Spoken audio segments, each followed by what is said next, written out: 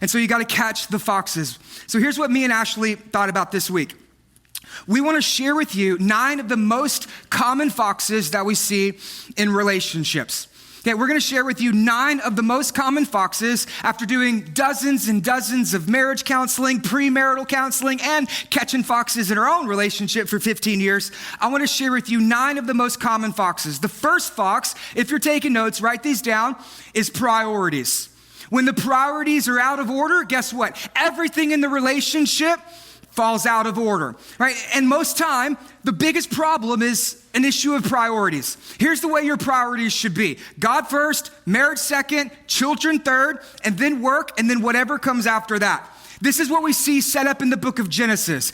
The first words in the book of Genesis is in the beginning, God, right? God comes first. He makes Adam and Eve, that's a marriage, and then he tells them, be fruitful, multiply, that's children, and then fulfill the earth, that's work. God designed marriage and relationships to fall under a certain priority. God first, marriage second, children third, work fourth, and then whatever comes after that. But the biggest problem in many relationships is the priorities get inverted.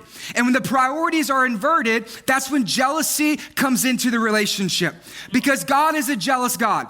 And when you remove him out of the top priority, God is jealous towards the relationship. But what I've also discovered is when it comes to women, typically, women put the children before the husband. And then the husband feels neglected and left out, and he becomes jealous as well. But the husband oftentimes puts hobbies or works before their wife. And then the wife becomes jealous, and the kids become neglected, and then marriage begins to fall apart because the priorities are out of order. Here's what you got to do. You got to keep them in order if you want to keep your marriage in order. God first, spouse second, children third, work fourth, and then whatever comes after that. That's the priority that God intended when it comes to relationships. And so here's the question that I want to ask you today. I want to ask you on a scale of 1 to 10, how are your priorities? I want you to sit down with your spouse this week. After each one of these foxes, I'm going to ask a question, and I want you to rank your spouse on a scale of 1 to 10, how you're doing when it comes to catching these foxes. And so the first question that I want you to figure out is I want you to say, how are our priorities? On a scale of 1 to 10, don't argue, don't fight, listen so you can catch the fox. The second one is money. True or false? The saver marries the spender. True or false? It's true. It's true, right? I'm a saver. Ashley will spend money for the both of us. There's no worry about that, right? I'm the saver. Ashley's the spender. And one person tends to handle the money and the other person tends to forget all about it. That's kind of the way it is. And so when you get married, you think, oh, we have dual income, but you forget you have twice as many mouths to feed and you have twice as many bills to pay. And so then it becomes a tension and a struggle around what do we do with our money? Notice to say our money.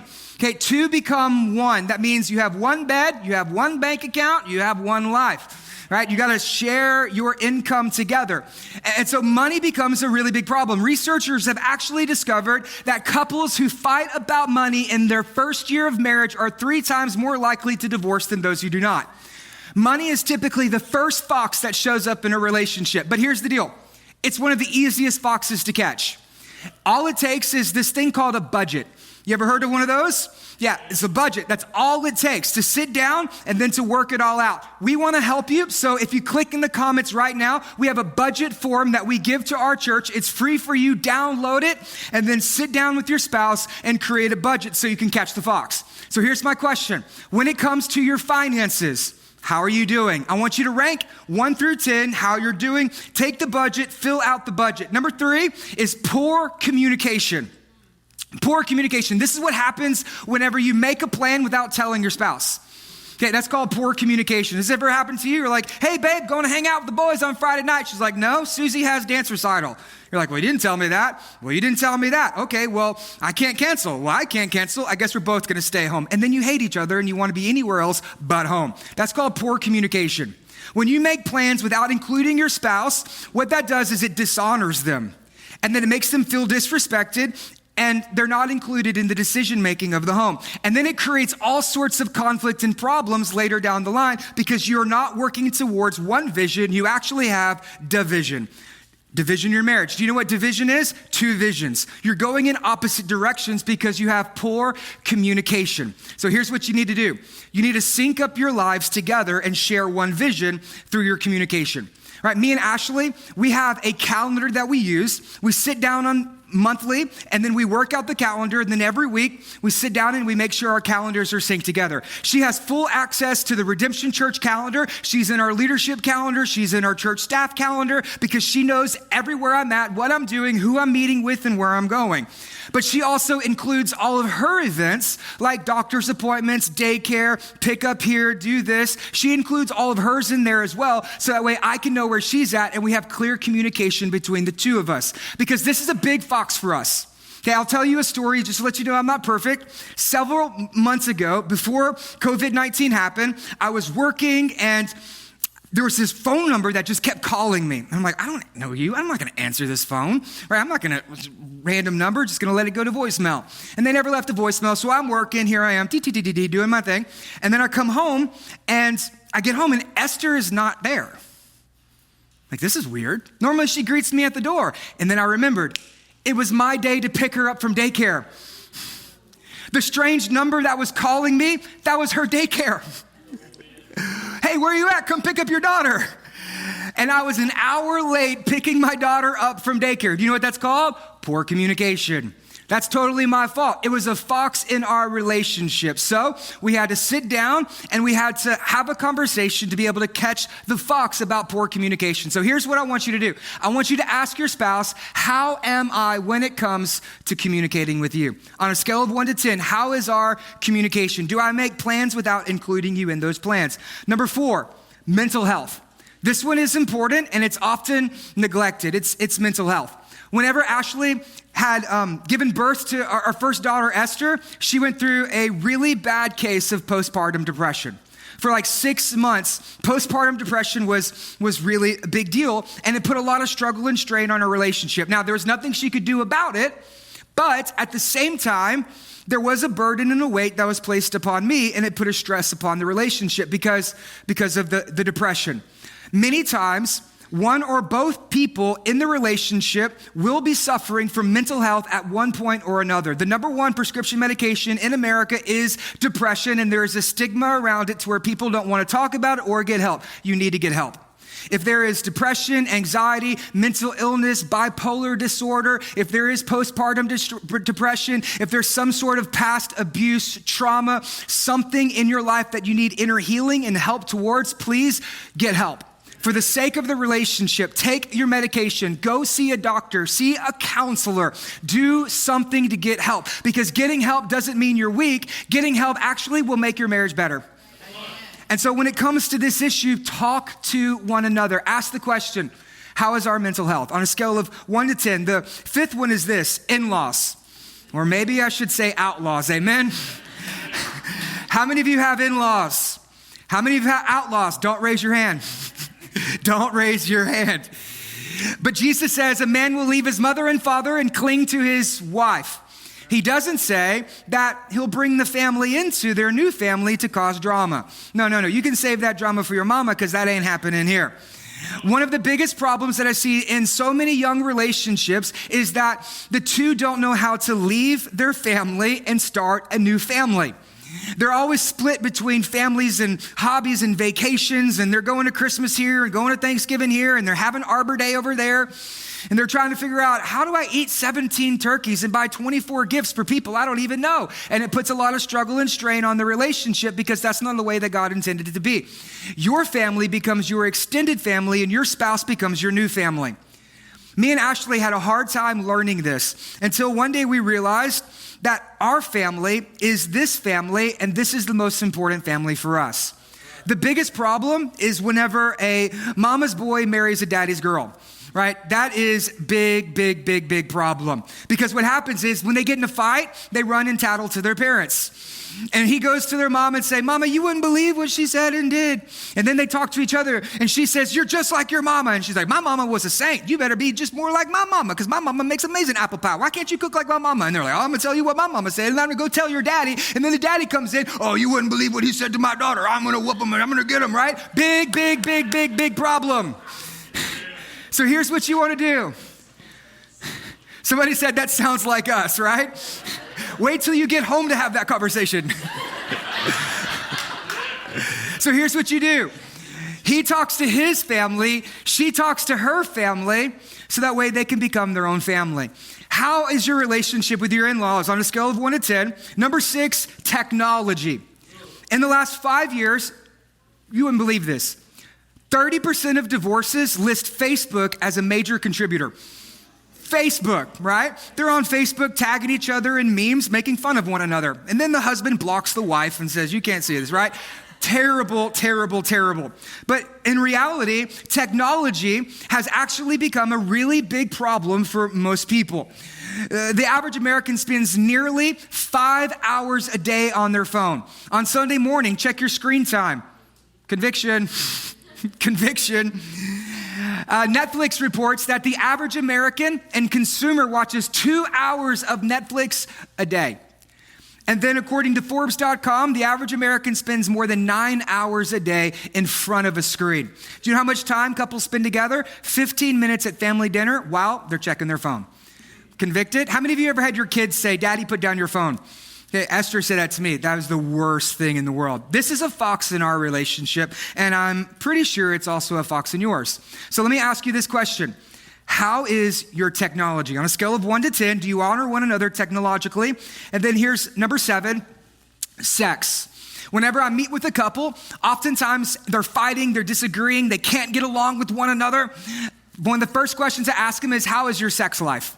And normally, it's not very good. Pretty much non-existent. Now, they would say the reason our sex life is bad because other areas of our marriage is bad. That if the living room is better, the bedroom would get better. But I would actually say the two are not mutually exclusive. That if the living room's better, the bedroom's better, but also if the bedroom's better, then the living room's gonna be better as well, because it creates a connection between the two of you. There is a closeness and there is a bond, and then there's an agreement that you have together. And so the better the bedroom, the better the living room, the better the living room, the better the bedroom. Let me give you just a little hint, okay? The more you wrestle, the less you fight. Okay? The more you wrestle, the less you fight. Okay, but that's actually true. And this is, don't take my word for it, take the Bible's word for it. Here's what the Apostle Paul says. He says this in 1 Corinthians 7:5. Do not deprive one another, except perhaps by agreements for a time so that you might devote yourself to prayer. Right? When you're playing defense and he's playing offense, or she's playing offense and you're playing defense and you're denying and depriving one another, are you doing so you could spend more time with God in prayer? Okay, if not, do not deprive one another. This is the Bible. I'm just reading what the Bible says. But then again, so then you come again so that Satan may not tempt you because of your lack of control. He says, do not deprive one another, because sex is such an important part of your marriage. And if you don't understand the meaning and the value and the reason that God gave sex, it will become a fox, and you will use that fox to attack one another. And so do not deprive one another. Now, what some of you are thinking. You're thinking right now, you're like, but I'm not in the mood. Give you a little hint. Just a few kisses in just the right spot, and then you're in the mood. It's amazing how that works. It's amazing how that works. And you think, oh, but I've had such a long day. What better way to close out the long day than spending time together? You say, oh, but I just don't feel like it. Listen, if you only ate when you were both hungry, then you would be starving. And a lot of marriages and relationships are starving because they're depriving one another when it comes to their sex. And now I'm going to say something, and it's probably going to cause a fight, but it's important to say. Research has shown that sex actually relieves headaches. So there goes your excuse. So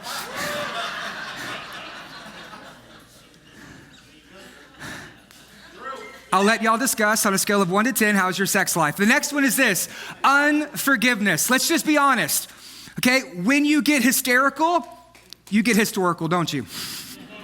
When you get hysterical, you get historical, right? If I leave my dirty clothes, I'm getting in trouble for something I did 7 years ago. Because when you get hysterical, you get historical. But do you know what that is? That's called unforgiveness. where you're holding past hurts against the other person. When you are hurt and you're unforgivable, what happens is this: you become an archaeologist and you're digging up old bones looking for ammunition to be able to use against one another. The book of 1 Corinthians says, love keeps no record of wrong. So we need to be a forgiving people. Listen, unforgiveness is not only damaging, it's also demonic. It's a demonic attack in your marriage. And here's actually what the book of Ephesians says. It says, be angry and do not sin. Do not let the sun go down on your anger, and give no opportunity for the devil. Whenever you let the sun go down without forgiving your spouse, what happens is this: you give the enemy a foothold in your marriage, and you're allowing Satan free reign to release foxes into that relationship. Because unforgiveness and bitterness is a demonic stronghold that you allow into your home. You got to get rid of that fox, and you got to do so by forgiving one another. Listen, marriage is spiritual warfare. Some of you are like, spiritual warfare? Do I get a helmet? Did I sign up for that? Right, marriage is spiritual warfare. And this is the storyline of the Bible. Satan doesn't show up until the wedding. If you read the book of Genesis, Satan doesn't even show up until after they're married. Here's the storyline of the Bible: wedding, war. Because Satan hates marriage. God made marriage. Satan hates whatever God creates. Satan wants to attack whatever God creates, and whatever God blesses, you better believe he's going to try to curse. And so he's going to try to come in between your marriage, because he knows if he can get between the husband and wife, he don't have to worry about the kids, and generations with their last name and legacies will be destroyed for years and years to come. Satan hates marriage and wants to do anything that he can to take out your marriage. And the most demonic, devastating, and deceiving fox that he has is unforgiveness. So let me ask you a question. Is there anything you're holding against your spouse that you have not forgiven them for? On a scale of 1 to 10, how is your forgiveness? And then lastly, number 9, lack of appreciation. Song of Solomon is so important because it's all about appreciating one another. I mean, all they're doing is compliments back and forth, back and forth. I mean, just listen to what they say. The flowers appear on the earth. The time of singing has come. It's the sound of music. I mean, they're just singing to one another. It's like watching Glee or something. And the voice of the turtle dove is heard in our land. The fig trees ripen, the vines blossom. They give forth their fragrance. Arise, my love, my beautiful one, come away with me. What is that? That's nothing more than the language of appreciation. Do you appreciate your spouse? Are you blessing them, encouraging them, speaking life into them? Are you praying for them? Are you opening heaven over your home to be able to appreciate and to encourage one another? And I'll let you know this: if you don't appreciate your spouse, give it enough time, somebody else will. If you're not appreciating your spouse, over time, that fox will dig a little hole, and that fox will find another. And if you don't appreciate your spouse, eventually somebody else will. Listen, adultery doesn't start with the hands. Adultery starts with the heart. Adultery actually begins way before the hands ever get involved, because it's an emotional need that is going unmet. And then they begin to fill and find that need in somebody else. And so for men, if a man is constantly berated, beat down, discouraged, criticized, and complained against, and he never sees any appreciation or respect in the home, well, guess what? As he goes into work, you better believe Satan's going to put some pretty girl in there who's going to give him a compliment. Great job on that report. I really like the way that you did that job. And he's going to say, was that a compliment? I've never got one of those before. It actually feels pretty nice. And then as he's at work, he never even noticed that girl before. But all of a sudden, he's going to her office, checking to see what she's up to. How's her job going? And that's what leads to an affair. Because there's an emotional need that goes unmet, and they begin to get that emotional need met somewhere else. But the same thing's for the ladies, right? If a husband is emotionally neglecting his spouse, if he is unavailable emotionally towards the kids, if he's always out working, playing video games, having hobbies with his friends, and he's never home, well, eventually she's going to feel lonely. And you better believe next time she goes out with her friends, there's going to be some guy at the bar who starts a conversation, or some guy who slides in the DMs and says, hey, how are you doing today? And she's like, somebody actually cares what I'm feeling. And that's where the affair begins. Adultery doesn't start in the hands. Adultery starts in the heart. Long before it ever reaches the hands, it starts in the heart. And it's because there is an emotional need that goes unmet. It's normally a lack of appreciation. And some of you are probably thinking right now, is Byron hacking into our security system? How does he know this about us? I know this because this is a part of my life as well. That for the last 15 years, me and Ashley, we have been catching each one of these foxes in order to have the marriage that God intends for us to have. No, I'm not spying on you. This is human nature. You're not that unique. Many people in the church struggle with the exact same things that you struggle with. Okay? But we still need to catch those foxes. And so I want you to go home, have a conversation on a scale of 1 to 10. How many foxes do we have in our marriage? Some of you are thinking 3, 4, 5, 6, 7. I bet there's foxes I don't even know. Oh my Lord, I got so many foxes. We're doomed. Okay, actually you're not. I'm gonna help you. It's not that hard to catch the foxes. It really isn't, okay? So I was talking with a pastor from Uganda many, many years ago, and he was actually preaching over this verse, and we were talking about it in Bible class. And as he was there, he asked the question, how do you catch foxes? Now, in my mind, I'm thinking, okay, well, I got to create a little schematic. We got to lift a fence. We got to put some bait here. We got to set a trap here. I'm engineering a pulley system, trying to, recreate the wheel and saying, okay, we can do this now. And he says, actually, it's not that hard. He said, how do you catch foxes? The answer is simple, one at a time. That's all you got to do. Catch one fox at a time. This week, go home, identify the biggest, baddest fox that you can, and then sit down and catch the fox.